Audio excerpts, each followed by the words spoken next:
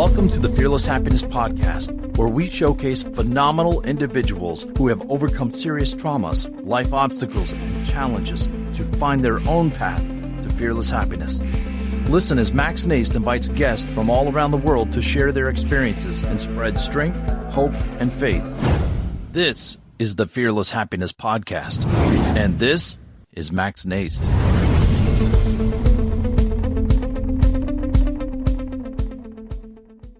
All right, everybody. Good morning, good afternoon, or good evening, wherever you are in this world.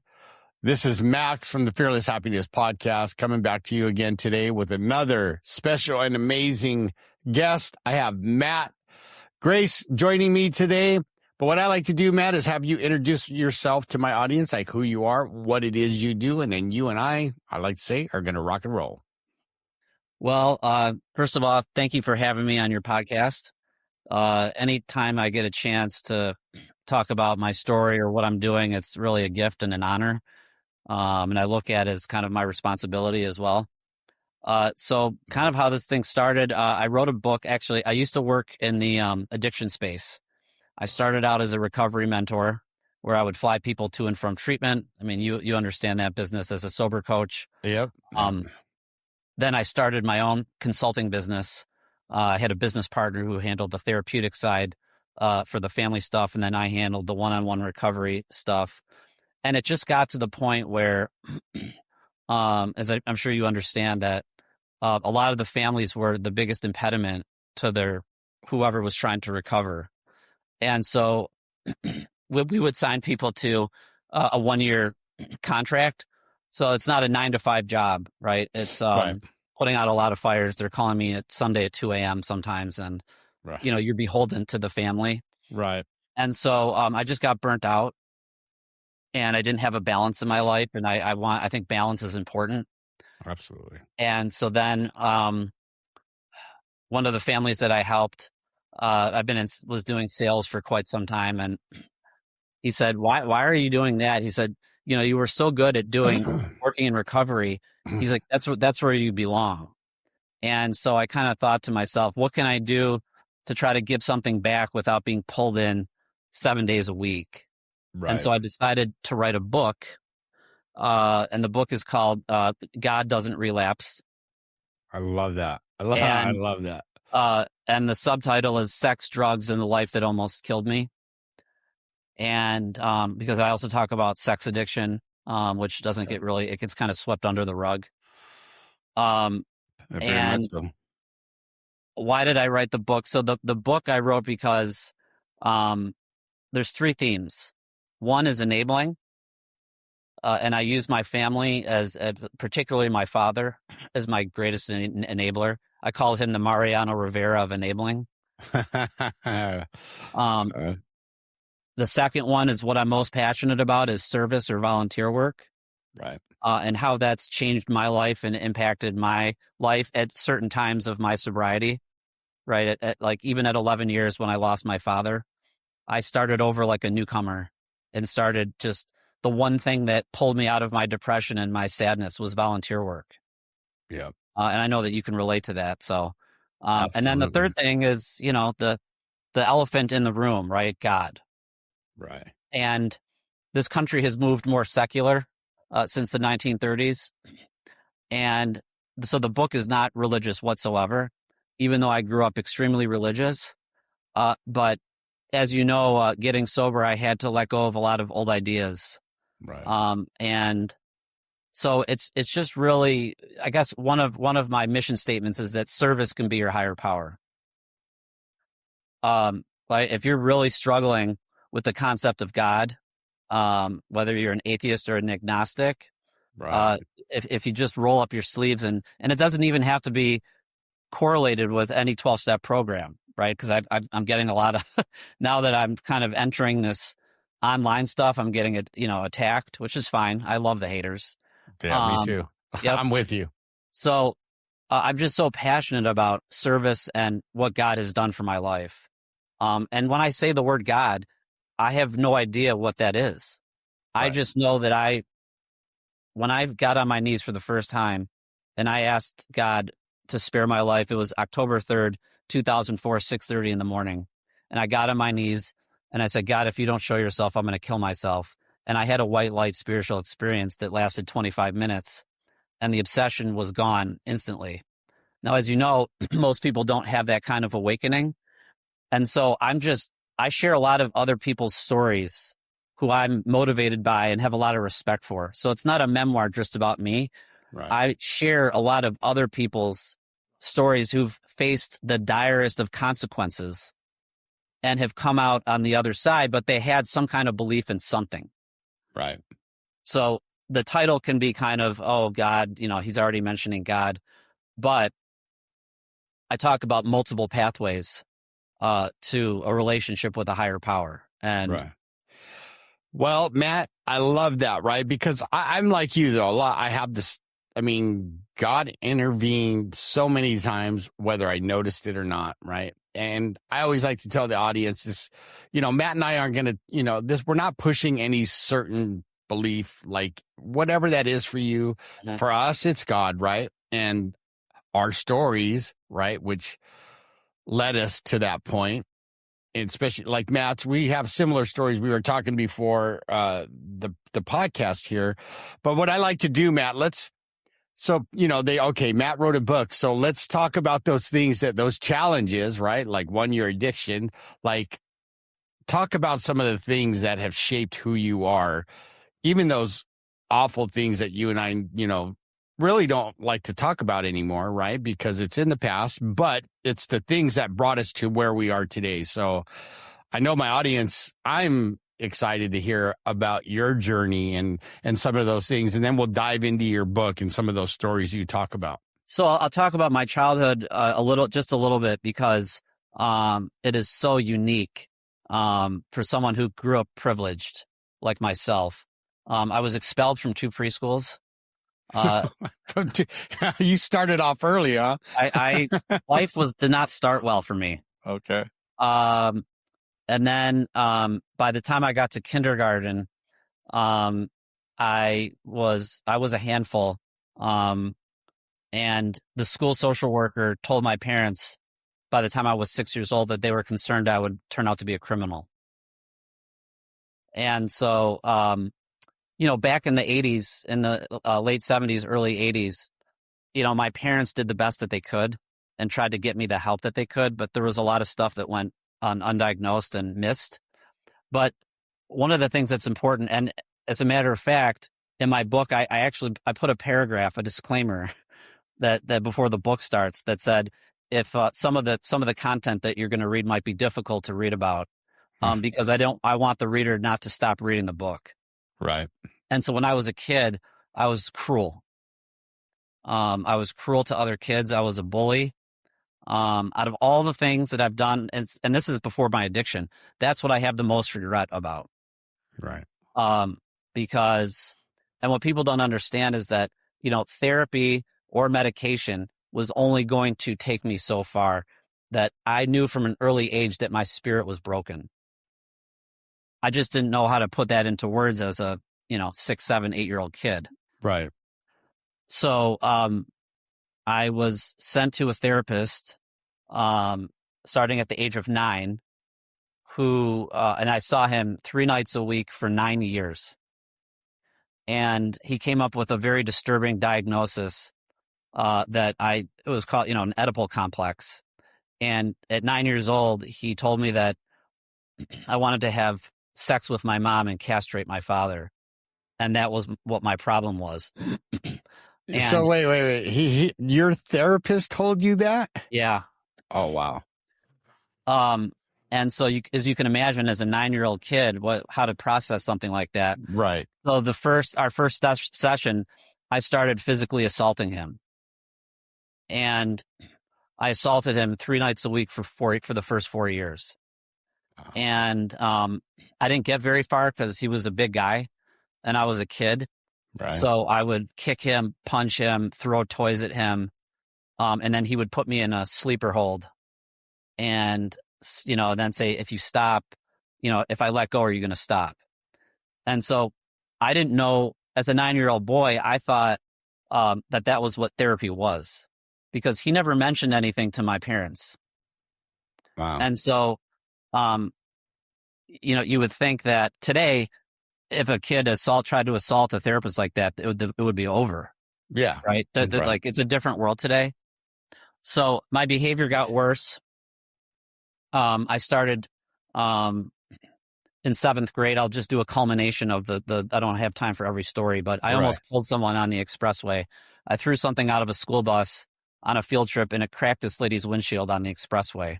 Oh, wow. And they followed the bus to the off ramp and and cornered the bus in. And that was the first time that I learned that privilege comes. You always hear powerless, but in my story, coming from a place of privilege, I came from power because my father paid her $25,000 to not press charges. Oh, wow. And so instead, he arranged for me to sit in juvenile court because one of his circuit court judges was his friend. And I sat in court all day and watched other kids get sent to juvenile hall. And I just sat there and there was no lesson learned, right? And then eventually my father, Detroit was a world-class city at one point, but then by this time it was a tough place. And he drove me around the inner city and said, at some point they're going to take you away from me and I don't know what else I can do for you. Right. So, yeah, my childhood was challenging. You could say traumatic, right? I mean, 9 years with the same therapist. Then I started sleeping throughout the sessions for months where he wouldn't say anything. So I would just sleep for months at a time. Finally, he told my father what I was doing. And so my father came in to the sessions and the two of them just grilled me with questions as a 14-year-old kid. Right. And I just sat there and one of the lines in my book I said is I got from a Green Day song. I said, the clock is laughing in my face. Right. Because it's like, I can't get me the heck out of here. So should I talk about the addiction part now? Whatever you think I think you should, right? So give the audience kind of an idea of what you've gone through, right? Because you know what I mean? Like, did that therapist ever tell your dad that he was putting you in a, chokehold and holding? Of course not, right? No. So I'm surprised. Well, I'm sorry, just because I have a thought. Right. Then I started, I started using drugs when I was 16, but back up actually real quickly. My father introduced me to prostitution, strippers, pornography, and gambling when I was 16. Did he think that was going to help you or something? I think he just wanted to, one of the things that I talk about in my book is enabling. Right. And I say that my dad was my best friend, but he was never my father. Gotcha. Those are two very separate things. Absolutely. So God rest his soul, but I use a lot of examples in the book of what I don't want them to follow. Right. And you'd be surprised how many men still want to buy their kids escorts. Wow. The first time I ever got high, my best friend, who's dead, died from this disease. Okay. He crushed a pill of Ritalin and said, come over here and snort this. And that was it. I said, oh my God, this is the feeling I've been looking for my whole life. And if I could bottle that feeling, anyone who likes amphetamines will understand what that's like. So, it was just such an incredible feeling. Right. And from 16 to 29, it was off the rails. It impacted my life significantly. I failed out of 4 schools. Was arrested several times. I started committing felonies, but by the grace of God that I never got arrested for. I got involved with the wrong crowd, breaking into people's homes. I got into identity theft. And there's something out there that wanted to see me succeed because in spite of myself, I'm still here. So, but the interesting thing is when I started snorting Ritalin, I had a therapy session and I told my therapist, I said, I found the best thing I've ever experienced. I crushed a pill in our session and snorted it in front of him, right, as a minor. And he never told my parents. And I'm pretty sure that he probably had he should have, right? I'm sure he was obligated to. Yeah. That just goes to show you how lost I got in the shuffle. Right. Um, so from Ritalin to crystal meth. So from 16 to 18, it went from Ritalin to meth. When I started doing meth, I started, as I mentioned when we were before the podcast started, I had a psychotic break, and my friends had to sit on me because I thought people were jumping through the wall, Wow. trying to kill me with chainsaws. And my father flew out there. He gave me a credit card for emergencies only, but I said, well, crystal is an emergency, so. Right. I started taking cash advances out on the card at $10,000, and that's 30 years ago. Wow. And he got my report card and my credit card bill, which was a $10,000 and a 0.00. I went to one class in 5 months.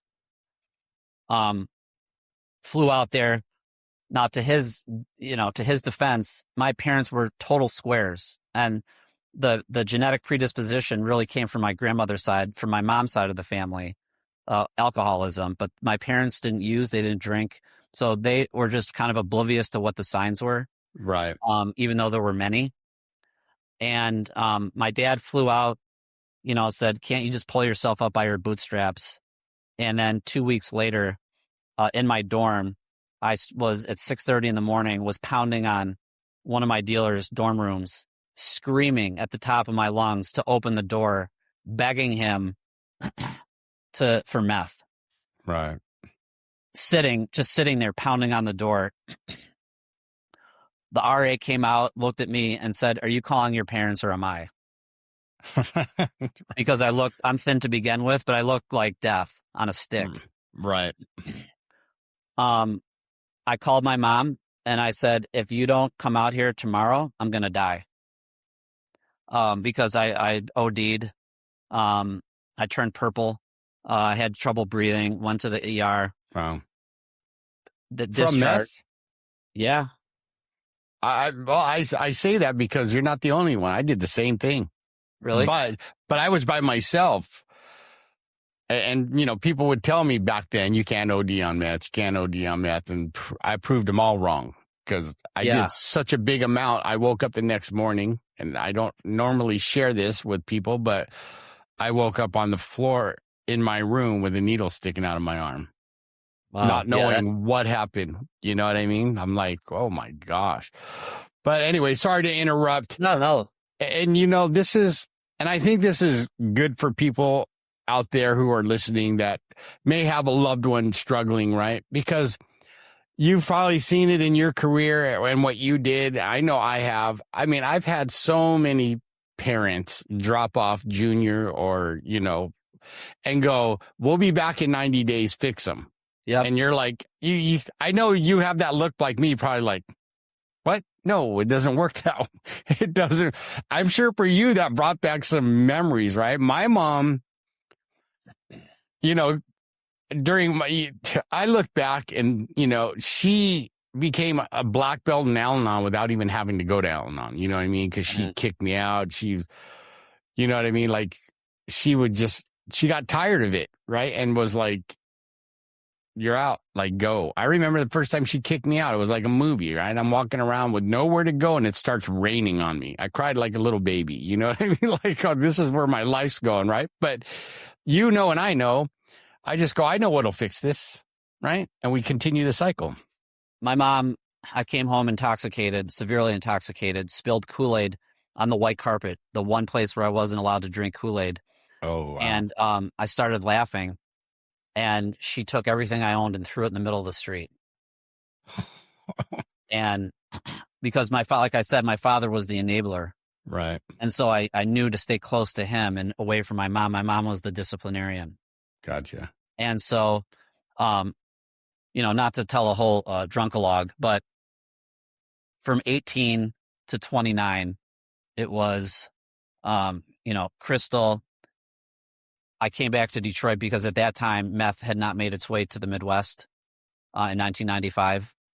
So I convinced myself that if I just take pills and I drink Xanax and Valium, Ritalin, or then Adderall, Vicodin, Percocet, then eventually oxys, whatever, the whole gamut, right? Right. And in and out of treatment, drug court, sober home, therapy, outpatient, everything that the treatment center industry has to offer. Right. But you see, because I grew up in a state of privilege and in a bubble, I thought that the world owed me something. So I had this horrible attitude of entitlement, and I say I needed a rude awakening before I had a spiritual awakening. Right? A lot of people have heard that saying, and so finally, I came home from a 3-day crack and alcohol binge, and I was living with my mom. I was 29, living in her basement, setting the world on fire. Right.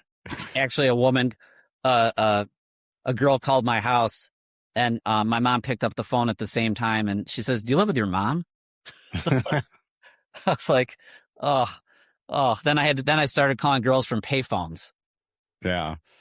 Right. Just so anyway, came home. My mom looked at me, started sobbing. I weighed 129 pounds. I'm 6'1". And she said, "If you're going to die, it's not going to be in this house. Get out. I'm changing the locks." Wow. And I knew that she meant it. Right. And even my father, decided to cut me off. And so people say, well, what really changed? It's when my parents took a stand, when they drew a line in the sand. Right. Right. And what I'm hearing is that today, one of the things I talk about that was so upsetting is in the Detroit Free Press about 3-4 years ago, it had a 3-page article about a mom who was driving her son to the hood so he could buy dope and then get in the car, shoot up in the car, and then come home. And I was really upset that a major newspaper would publish a story like that. Right. Because the mother thought that she was helping her son. Right. No, I've heard of stories, so many stories like that where they think they're helping, you know what I mean? So, one of the things I say is that I held my family hostage, everybody. I lied, I manipulated, stole, but most importantly, wasted a lot of precious time of employers. I used to be a TV reporter for ABC. What? Yep. All right. And, during your addiction, or was during this my addiction? That's my book starts with chapter 1, where I come to work after drinking a half pint of vodka at 7:30 in the morning and taking, I can't remember, maybe 80 or 120 milligrams of oxy. And I OD'd in the newsroom in front of my coworkers. Oh, wow. I was drunk or high every day live on television. And my father got me the job. My father used to own TV and radio stations. Okay. And so every job I had, he secured for me. And so why is that a problem? Well, there were so many other, it's so hard to break into television. Right. Right. And so not only did I not appreciate the opportunity that kids who were really trying to come up, didn't have my advantage, who really wanted that job, I didn't even want to be there. Right.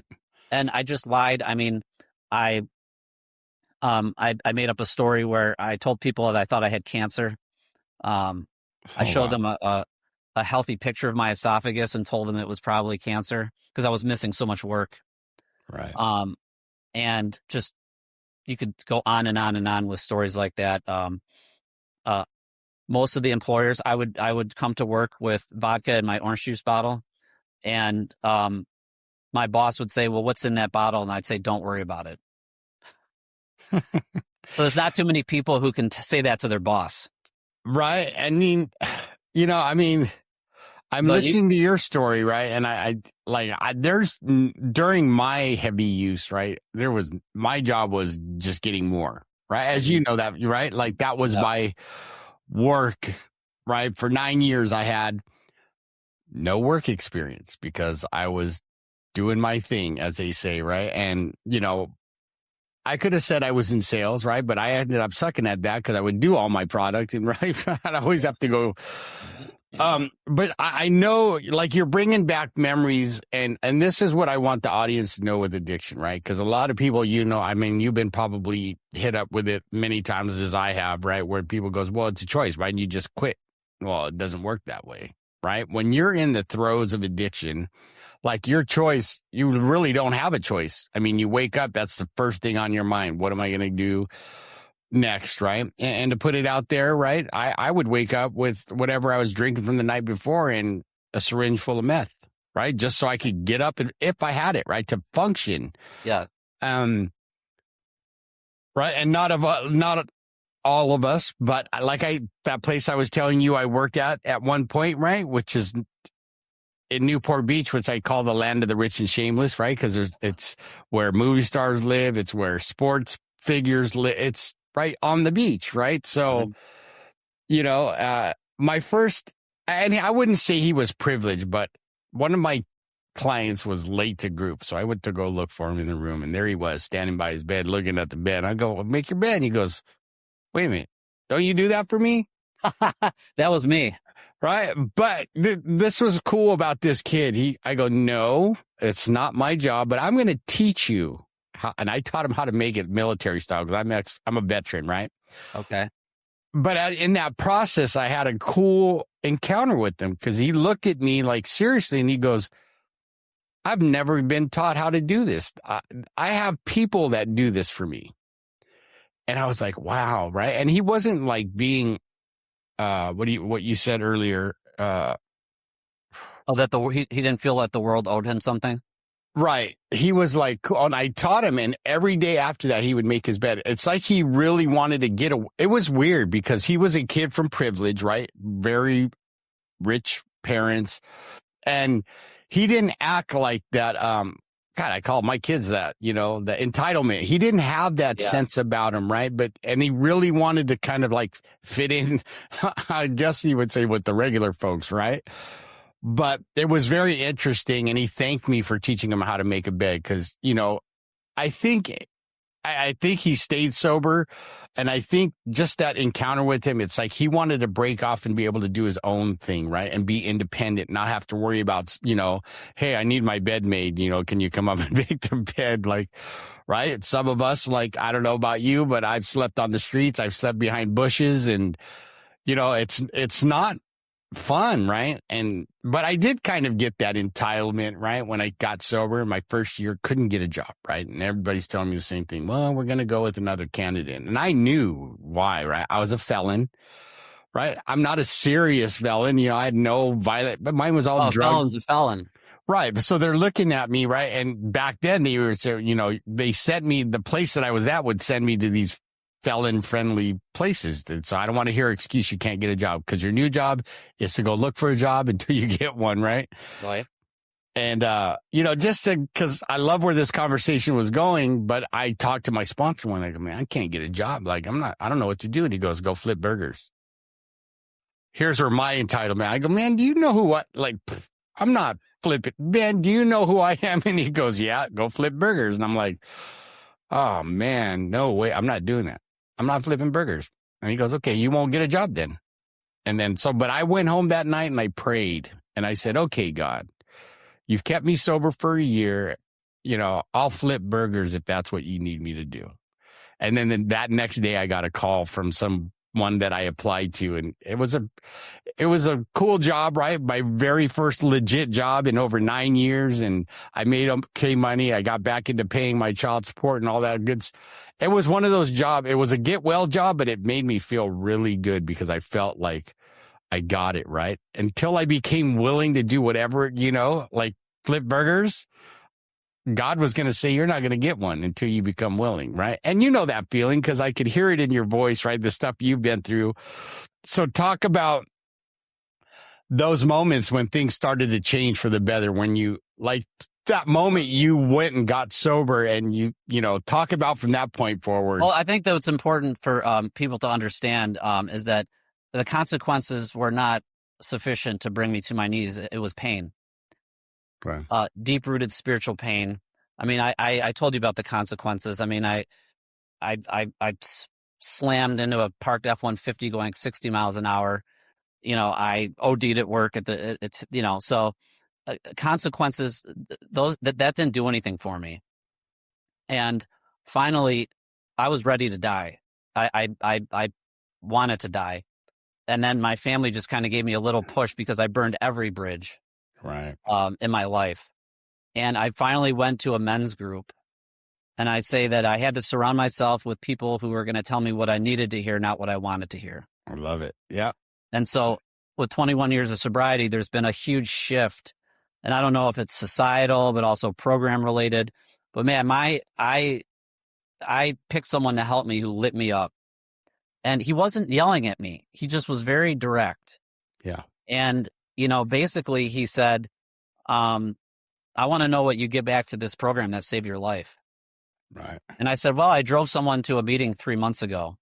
And he's like, that's not good enough. Right. And I don't like being told what to do. I've always had problems with authority. Right. Being expelled from 2 preschools. And so I told him to fuck off. I'm sorry. I told him to F off. That's all right. And I'm trying. I curse, when I go speak, I want to touch on that at the end.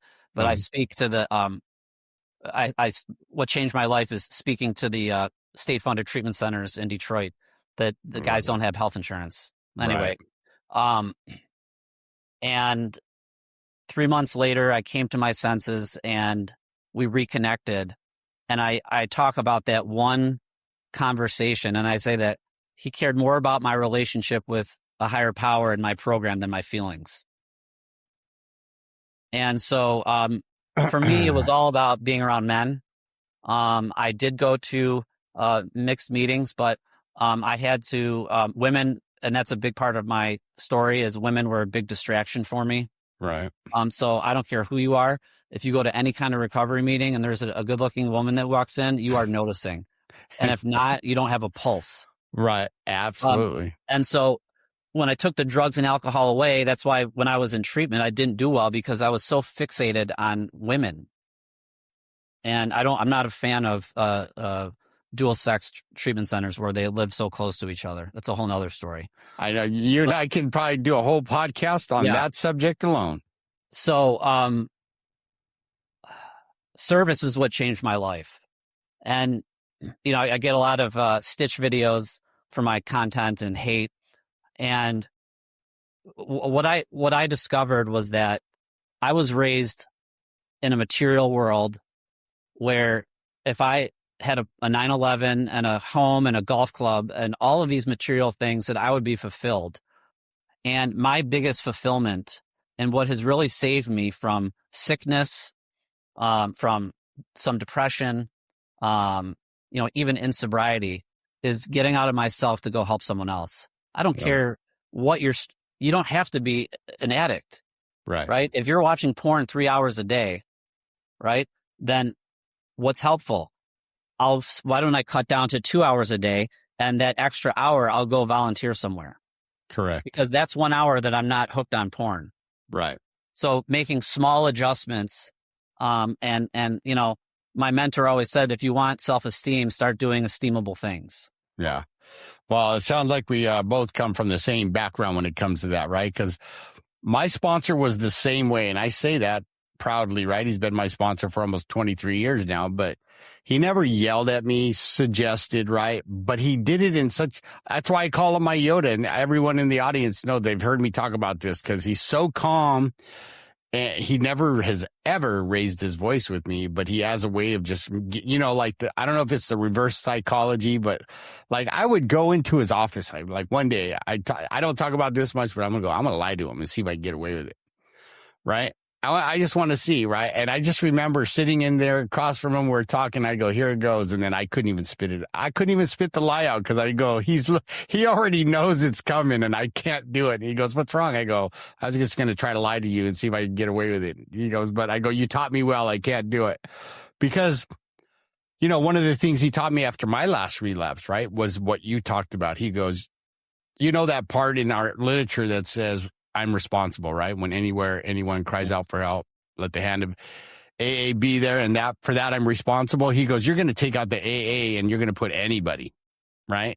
And that's where I had my spiritual awakening, is when right? Because before that, I was like, okay, I can look cool. I can be in the room. I can share very cool, right? Because this is where everybody sees me. But behind closed doors, right? And then I was taught, right? Remember, you got to be the same behind closed doors, right? When no one's looking, as if you were in the meetings. And well, I always say recovery takes place when nobody's looking. Absolutely, right? And it was funny because at that time, before my relapses, I could look good. I could memorize parts from the book, and, I could share really cool. And people were like, wow, this guy's getting it, right? But now it's like, even after, right? If I have to direct you to a part, I have to get the book out and go, okay, this is what you need to read. You know what I mean? With a sponsee or someone. And, God has taken certain things away from me, but then he's also given me, this wonderful life being here with you today, which is, I'm grateful for and honored that you're here, that we get to have this conversation, because you and I know, like, because we have changed so much. People, like, I could show you a picture of my last, mugshot before, and you go, wow, that looks, that's how I was looking at the end, right? All 130 pounds of me, right? And I'm normally about 180, and, and like you, I was just, and I've heard it, right? And it made sense. I wasn't trying to quit. I wasn't trying to stop. I was trying to control the consequences when they were, but then I realized that's not how it works, right? And like you, I always say, God surrendered me that last time, even though it was one use, one day, that feeling of, right? When I finally realized I'm either going to go to prison for 3 years or I'm going to die doing this. I need help. Okay, God, I'll do whatever you want. And that moment, it was lifted. I haven't had the obsession to drink or use any drugs, and like you, over 20 years. And, but I do get to have awesome conversations like this with people in recovery, and even outside of recovery, when I share my story, and talk about what I do. And they're like, wow, man, that's, like, people can't, you and I know that how it controls us. Like, it is like the song from Metallica, Master of Puppets, right? And it's controlling everything we do. But as you got into recovery, right, and started to understand, right, you had that spiritual experience. Like, people don't get it. I didn't have the white light. I just had that moment where I heard God's voice saying, okay, you promised me this. I will keep my promise if you do what you say you're going to do. And you know what I mean? So if I start straying for any reason, I get that little voice. Remember what I said? Yeah, I do. Remember what you said? Okay, cool. Well, you mentioned when God takes something away, but a lot of times when he takes something away, my life improves eventually. Absolutely. But so one of the things that I think that the word trauma has been hijacked. And I talk a lot about that because, first of all, everybody's had trauma. You don't have to be an alcoholic to have had trauma. True. And I don't usually talk about, not because I wrote a book, I talk about the therapist who told me, imagine being 9 years old, him telling you for 9 years that you want to sleep with your mom and what that can do to you emotionally. But what I say is that I used my trauma as a manipulation. I hit below the belt. I said things to my parents and used my trauma. Like, you left the family, you left me with that therapist and they were not wise to the game, that I was playing a game that they were unfamiliar with. Right. As an addict and an alcoholic, I will say or do anything to keep my addiction going. And at some point, I have to be accountable, just accept my past for what it was. There's plenty of therapy. There's EMDR. I'm sure to anybody out there, there's CBT, DBT, all different types of modalities today that they didn't have back then. So at some point I have to, say, all right, I'm 50 years old. I have to stop driving drunk every day and putting other people's lives in danger. Right. And True. become accountable. And so trauma is important and it needs to be dealt with. But if I keep screwing up and doing the same things, everybody gets sick of that story. Right. And so that's something that, like you said, the man who helped you, well, and the man who helped me, they told us the truth. Yeah. And everybody wants to hear the truth until it's about their situation. Right. And so when I had my practice, boundaries are, as you know, working in the industry. I mean, some of these families could not keep this most simple boundaries. Yeah. That are life-saving boundaries. And, and so I just said, you know what, I want to write this book and share my story, and maybe I can help. Maybe if someone just takes a step back and reads what I have to say, instead of me sitting in their living room, maybe they'll digest it differently. But so that's really what it's about. I got sober because, I was a boy whose father was paying all of his bills. Right.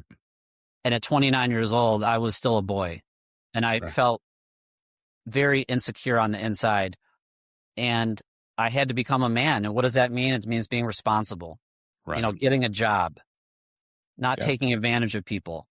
How about getting out of myself to help someone else? And I want to touch on something, because I've had the blessing of working with, men suffering from schizophrenia and bipolar disorder. Yeah. And so there's one story that really sticks out. A man who was trying to help someone who was suffering from bipolar disorder. He was a chronic relapser, and he strongly suggested that this young man get 2 service positions, one on a Sunday night and one on a Tuesday night. And he hasn't had a drink in 5 years now. I love it.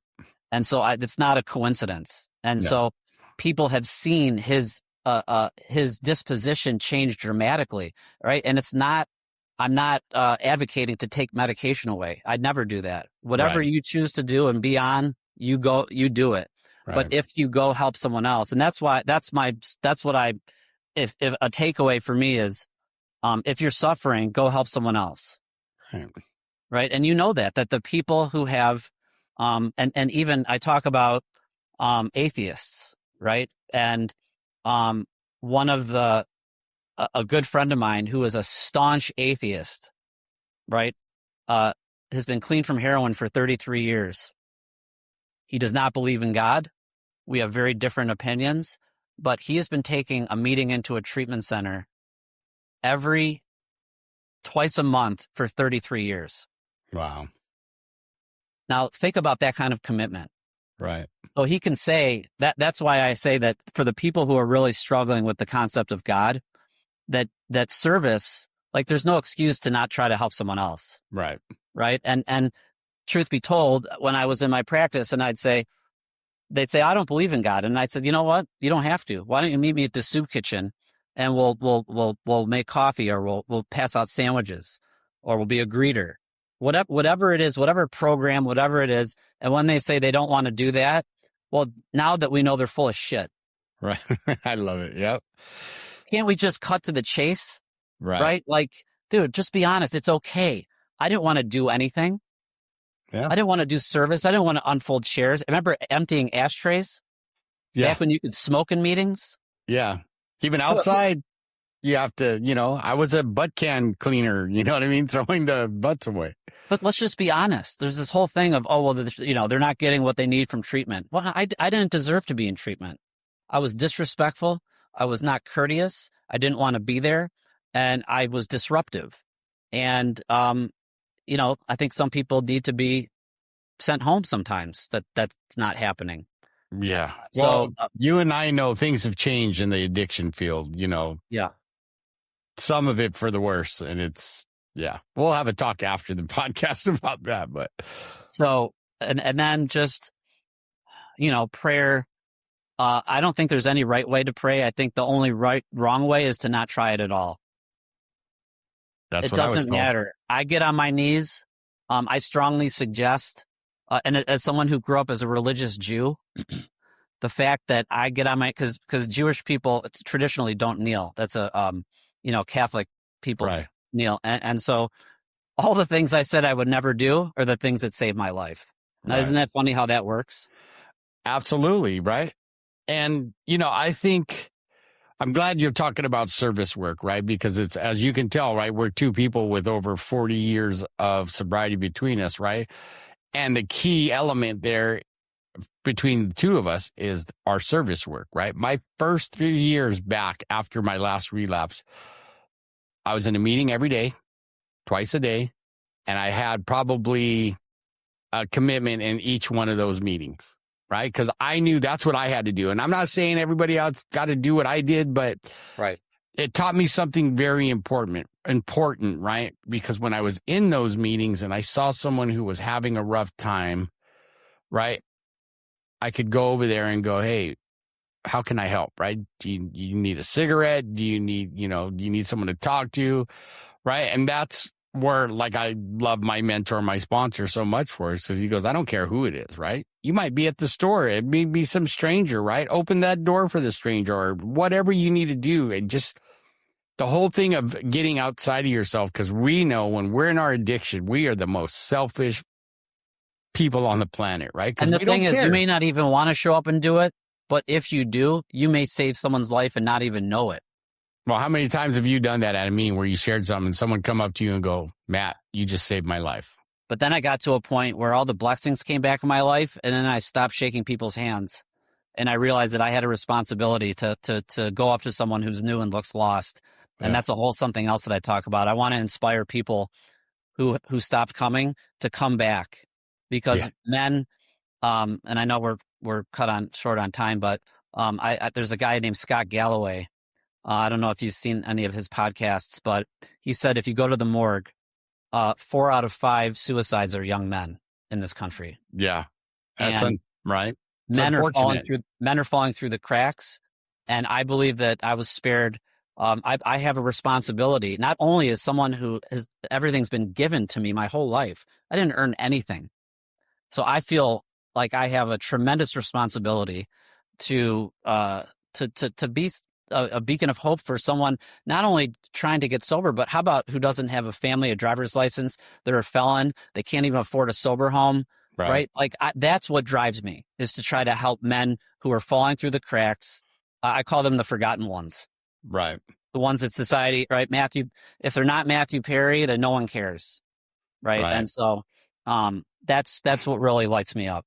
Right. And that's what's sad, right? Because we've seen that side, right? If you don't have some kind of pull or, right, some status, right? All those men behind that get lost in the shuffle, like you said, right? And I almost felt like that, right? Because, you know what I mean? And it was weird because I was in a place that had parolees and probationers, right? But I felt like if I wasn't on parole, right, because the owner had this special thing for all the parolees, plus he was making a ton of money, right? Which I would find out later, right, through some of the programs. But it was like, if you weren't one of those guys, but at the same time, I have to thank that guy. He's sober again. He's doing a good job now. I hear his structure, right? Like that, what we needed in the beginning, like saved my life. And my sponsor would always remind me, because you don't have to like him. But think about the structure he provided for you that, right, brought us together and got you sober, and you know what I mean? And I'm like, yeah, you're right. And I'm along the lines with you too on that. Like, I want to help those forgotten people. I don't care who it is, but the ones that, because they may be homeless, and society looks down, oh, there's just another drug addict or another alcoholic, right? Those are the people. Or, in my case too, I like the people that are maybe of privilege, or, you know what I mean, or worked their way and built a big company or high performers. Well, I'll send them to you. Right. What I mean by that, though, the ones that are scared because of how they might look, and you know what I mean? They might not go on Facebook and say, but truly want the help, but, need discretion or whatever, right? Because they have a lot to lose. But, I have met a lot of people like that are very humble, right? That were humbled by our disease, right? And they're like, man, like, teach me what you did, because I don't know what to do, right? Because I have to keep this running over here. But if I don't do all this, I can't do it, right? And I go, yeah, you can. You just have to. But anyway, you and I could spend another couple of hours talking about that stuff. Yeah. But And I want to bring you back, right? And we'll dive into your book more, right? Because we need books like yours where it's very raw, right? Very raw, but it can give the loved ones, I like to say the loved ones, whether it's mom, dad, husband, wife, that insight on what to look for. Cause we are very good at what we do when we're in our disease and manipulating people. We can make you feel like that big when we need to. August 11th is the publishing date. So, awesome. Well, let me ask you these questions and then I'll get into that, like where they can find it and all that and okay. you and all that. But I'm going to start with fearless, right? Cause you and I, when we look back, we were full of fear, right? So this is why I named the podcast the way I did. So fearless, what does fearless mean to you today, Matt? And how does that show up in your life on a daily basis? Fearless means having ultimate faith in some kind of higher power, which I choose to call God. And I ask God every morning to let me live in faith rather than fear, rather than the paralyzing fear that I had and that I lived with, and to do things that maybe make me uncomfortable or that I'm afraid to do, but do it anyway. Right. So fearless I'll tell you what fearless means to me. When I was 16 years sober, I got really sick with COVID. And it triggered fibromyalgia, and I've had a tremendous amount of health problems over the years. Okay. And that's what I say is there's going to come a point, people say, well, meetings, this, that, hiking, but what happens when you become chronically ill and you can't do anything except stay at home and try to get better? Right. One of the best things I heard is that eventually, the only thing standing between me and a drink was God, because I wanted to die again from the chronic pain that I was living in. I feel terrible for people who have chronic pain in sobriety. Right. And so and then I doubled down. My faith in God even became stronger, because I said, you know what, I'm going to demonstrate, and I'm going to show the newcomers. I want to demonstrate to the people who are new in recovery that you can go through anything and come out on the other side. A death of a son, one of my best friend's son was murdered, and he didn't go back out. One of my friends lost his wife and son in the same year, and he didn't go back out. And what those guys talk about is having faith in something in the universe. Yep. One guy liked the St. Francis prayer. I love it. Someone else believed in the universe. I guess my point is they had a belief system and they had faith in something.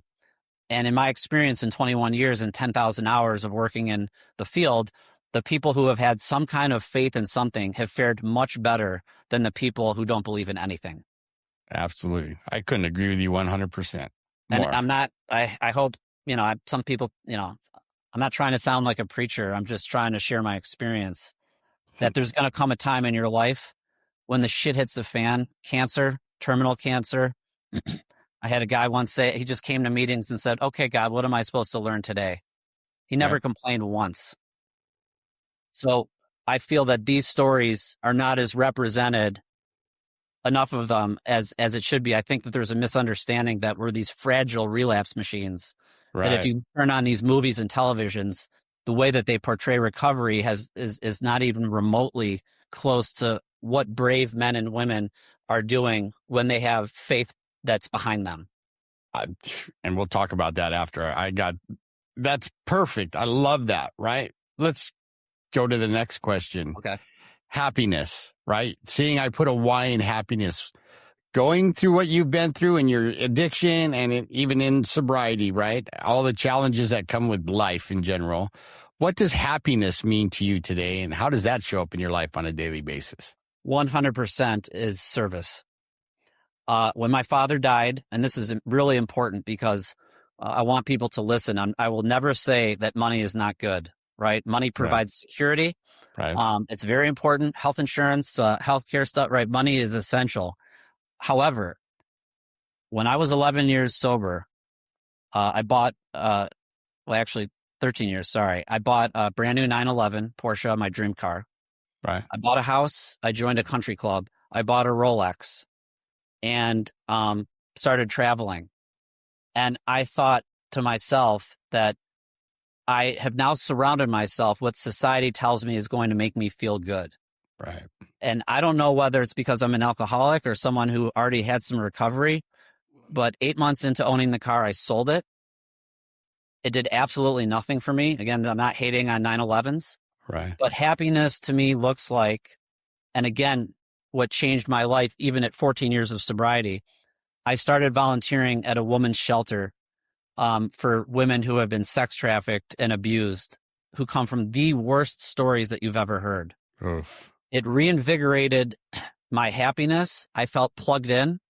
It changed my perspective because I was always comparing myself to someone, what someone had on their plate, Right. you know, comparing myself, the home, the car. And I can just tell you that being of service to others provides me with the greatest amount of happiness. I love it. I love it. I couldn't agree again. Like I said, I agree with you so much on all that. Like, I mean, you just told my story, right? But service, that's ultimately right. And I even tell a funny story, right? Like when I worked in that hospital in Newport Beach, my mom lived in a town which without traffic was 45 minutes away, right?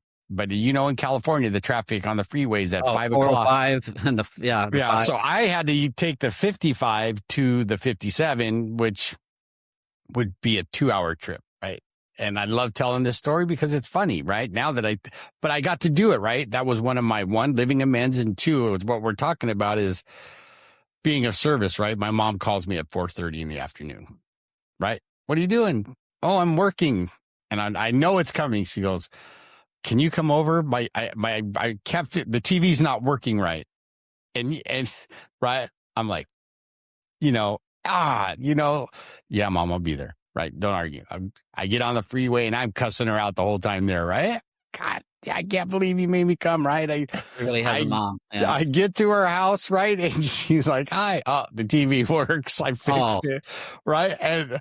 But I don't let her know that I cussed her out all the way. I just give her a hug and a kiss. Oh, cool, mom. And she goes, yeah, you want to go out to dinner and get something to eat? And I said, I just had to laugh. And I go, mom, if you just want me to come over to take you out to dinner, just tell me. I go, you don't have to tell me. She goes, no, really, the TV didn't work. Right. And I'm like, but I think about those things, right? And what a gift that was for me to get to do that after all those years of, being let's say a shitty son, right? And her having to tell me my last time in jail, if you come near my home, I'm going to call the cops. And if my neighbors see you, they're going to call the cops. So what are you going to do? Right. And I'm like, whoa, I don't know. Right. But this has been such a great time, and I can't wait to get your book, right? I'm going to go pre-order it. And so that when you come on again, we can talk about that. And I think it's going to be an eye-opener for people and things that I've been preaching about, in this field for many years. But so again, remind the audience, I always like to ask, first, where can they get your book, right? And if they have questions for you, right? Like, hey, I have a family member struggling and what can I do, Matt? How does my audience get a hold of you? Yeah. So my website is mattgrace.com. My email is hello@mattgrace.com. Now I'm still finessing the landing page and I'm working on so people can try to contact me and it will be easier to get a hold of. So eventually my contact page will be more functional. Right. But there's an about me, a bio, and all that stuff.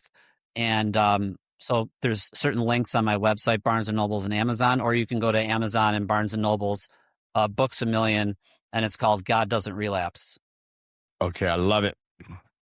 Well, this has been a great time, Matt. I loved it every minute. You're bringing back memories for me, both good and bad when I'm thinking about my addiction, but the good, which mostly good, right? Talking like how you found your spiritual experience, how it came to you and what it's doing for you today. And you know what I mean? Like we have a lot of similarities but you're not quite off the hook just yet.